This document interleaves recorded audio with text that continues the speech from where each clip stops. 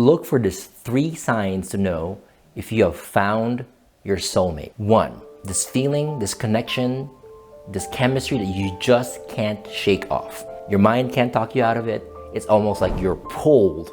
Your very essence, your being is pulled towards this other person and you don't know why. That's a sign. Number 2, synchronicities everywhere. Maybe, you're thinking about them and then a song that you like comes on. Or you're texting them and then you're seeing 1111, 222, 333. You're seeing numbers and synchronicities everywhere.